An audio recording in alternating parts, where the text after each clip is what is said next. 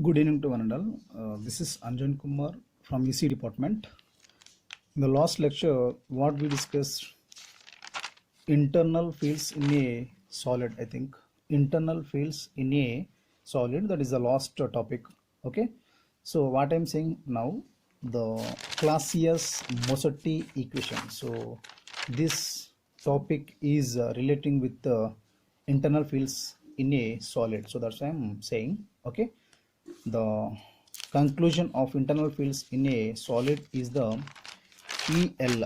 EL is equal to E plus 3 by epsilon naught.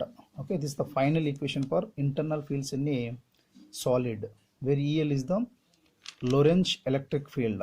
Okay, that should be is equal to E plus P by 3 epsilon naught. This equation is very, very important in internal fields in a solid and Clausies Mosotti equation also. Okay. And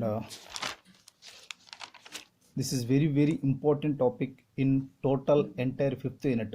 This topic is number of times are asked, okay, in previous question papers and final JNT examinations also. Okay, you listen carefully. Yes, what I'm saying, you listen carefully.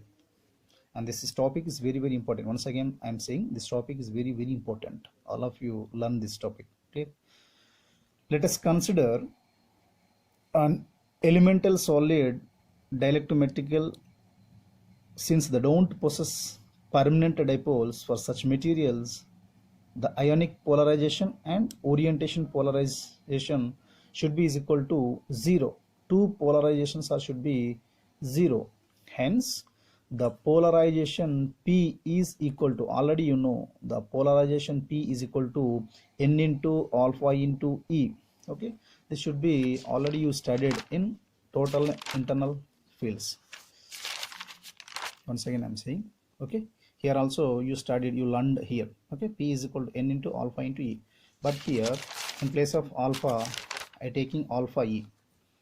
Okay, in place of alpha I am taking alpha E, in place of E I am taking EL. So that's why EL, already you know what is the EL.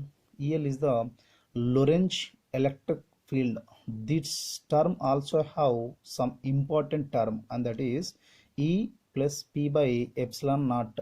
This is the final expression for internal field in a solid. Clear?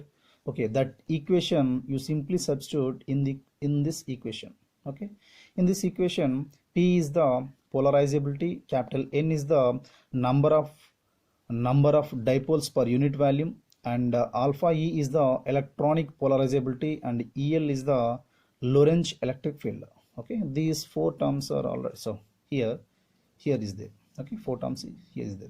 Okay, the Lorentz electric field, you simply substitute this value in equation 1. So then what we are getting, P is equal to polarizability, P is equal to N alpha E into EL. What is the value of EL? This value is corresponds to EL.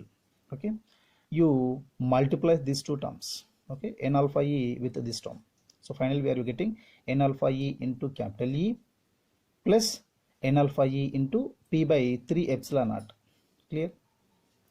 Okay, this term I am taking left side. Why? Because we are getting N alpha E. Clear?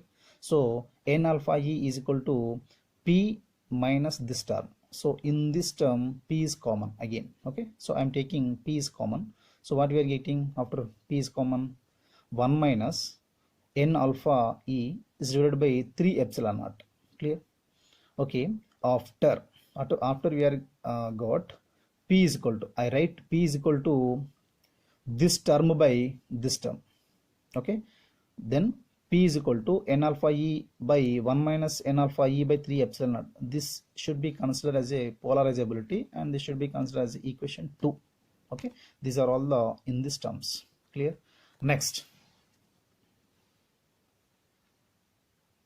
okay, the polarization is related to the applied field strength is given, and that should be capital D is equal to epsilon naught capital E plus P, where D is the electric flux density, epsilon naught is the permittivity in free space, and E is the electric field, that means Lorentz electric field, and P is the polarizability. Okay, this should be considered as equation 3. Okay, and next again the electric flux density also some other formula, and that should be is equal to D is equal to epsilon naught epsilon r E. So these two equations are common. In these two equations common is D, so that's why equation 3 is equal to equation 4. I'm equal these two equations. Okay, finally we are getting epsilon naught epsilon r E is equal to epsilon naught E in plus epsilon naught P. So this is we are getting. Okay, in this epsilon naught E I'm taking left hand side. Okay, so what we are getting, epsilon naught r epsilon naught epsilon r E minus epsilon, this term is equal to P. So what we are getting, final P is equal to, in these two terms, what is the common term, epsilon naught into E. So that is I'm taking a common epsilon naught into E. What we are getting after taking a common, epsilon r minus 1. So this is the polarizability. Okay, this should be considered as equation 4.